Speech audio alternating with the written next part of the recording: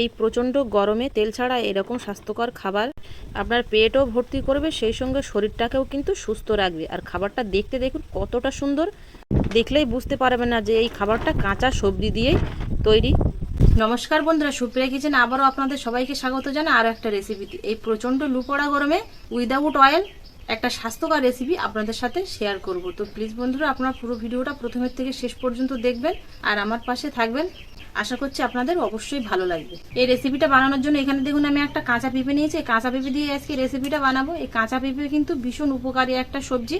এই কাঁচা পেঁপে খেলে মানুষের শরীরের ডায়রিয়া, পাইলস, অ্যাসিডিটি, কোষ্ঠকাঠিন্য ও ত্বকের বিভিন্ন রকম সমস্যা কিন্তু ভালো হয়।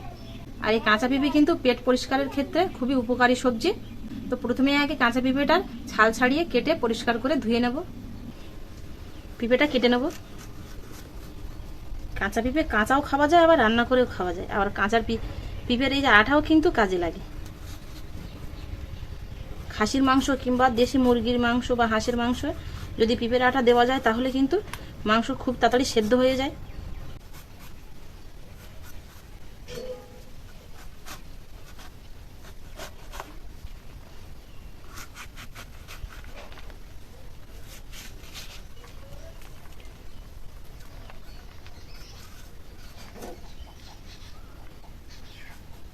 ভেতরটা ভালো করে এভাবে পরিষ্কার করে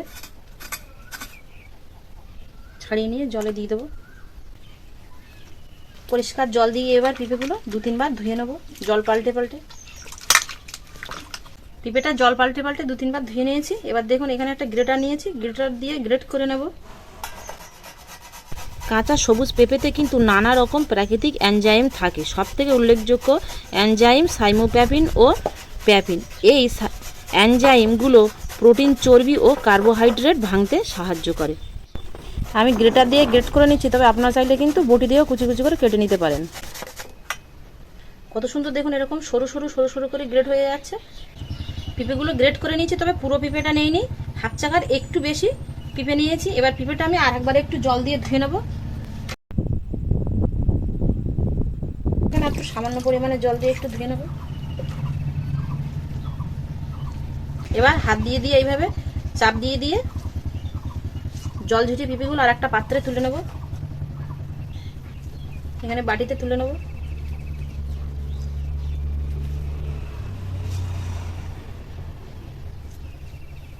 পেঁপেগুলো এরকম জল ঝরিয়ে তুলে নিয়েছি বাটিতে সব। এবার এই রেসিপিটা বানানোর জন্য কিছু গোটা মশলা আমি শুকনো কড়ায় ভেজে নেব। উনুনটা ধরিয়ে দেব।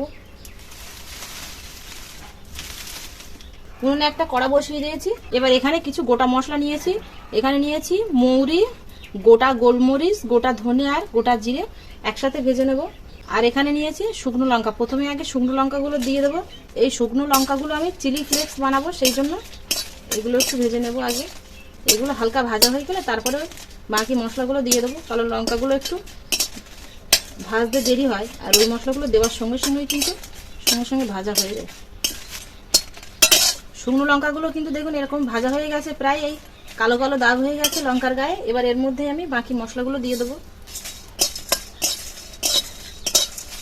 মশলাগুলো এরকম হালকা লাল করে ভেজে নিয়েছি সবই। দেখুন এই যে চটচড় করে ফুটতে শুরু করেছে। মশলাগুলো ভাজা হয়ে গেছে, এবার নামিয়ে নেব।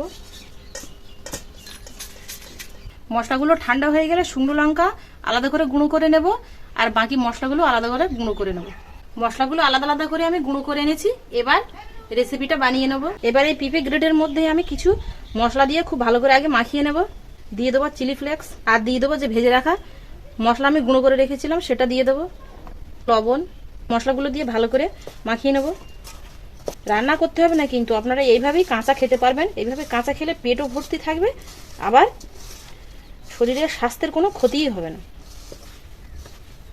পেঁপেটা মশলা দিয়ে মাখিয়ে নিয়েছি, সাইড করে রেখে দিয়ে এবার এখানে 200 গ্রাম মতো আমি টক দই নিয়েছি। এই টক দইয়ের মধ্যে আরও কিছু উপকরণ মিশিয়ে নেব।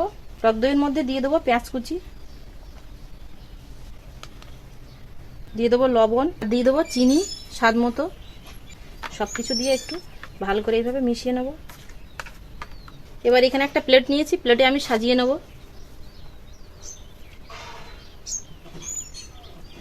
পেঁপে মাখানোটা দিয়ে দেবো। এবার ওপর দিয়ে টক দই দিয়ে দেবো।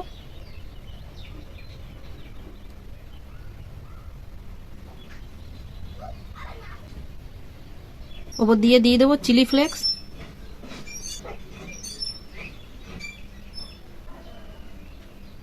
ভেজে গুঁড়ো করে রাখা মশলা ওপর দিয়ে দেবো।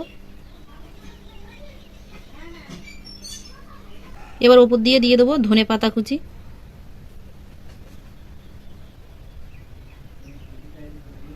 আর দিয়ে দেবো এরকম ছোট ছোট করে কুচি করে রাখা টমেটার ভেতরে দানাগুলো ফেলে দিয়ে শুধু খোসা আর শাঁসটুকু আমি কুচি করে নিয়েছি।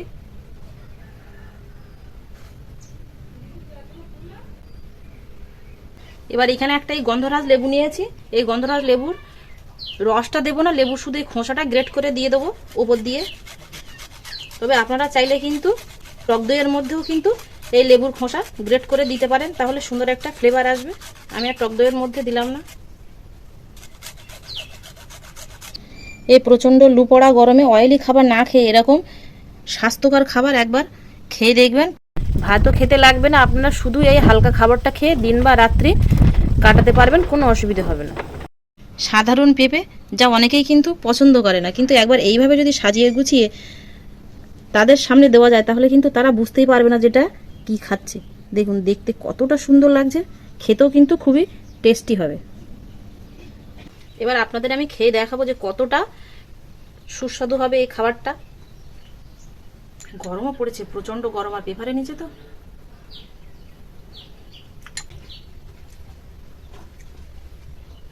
দারুণ হয়েছে। একবার মুখে দিলে বুঝতে পারবেন যে খাবারটা কতটা টেস্টি হয়েছে। কেউ বুঝতেই পারবে না যে এটা কি খাচ্ছে, পিঁপে না অন্য কিছু, ভাবে দামি কিছু খাবার খাচ্ছে। বাচ্চা থেকে বড় সবাই কিন্তু খুব পছন্দের সহিত খাবে এই খাবারটা। আমার এই রেসিপিটা কেমন হলো অবশ্যই কিন্তু আপনারা কমেন্টে জানাবেন, আর যদি ভালো লাগে তাহলে আপনাদের বন্ধুদের কাছে প্রচুর প্রচুর শেয়ার করবেন, লাইক করবেন। আর যে সকল বন্ধুরা এখন আমার ইউটিউব চ্যানেলে নতুন, ইউটিউব চ্যানেলটি সাবস্ক্রাইব করেন, আপনারা সাবস্ক্রাইব করে আমার পাশে থাকবেন। এতক্ষণ আমার সঙ্গে থাকার জন্য আপনাদের অনেক অনেক ধন্যবাদ। আবারও দেখা হচ্ছে আপনাদের সাথে পরে নতুন কোনো রেসিপিতে। ততক্ষণ আপনারা সবাই ভালো থাকবেন ও সুস্থ থাকবেন।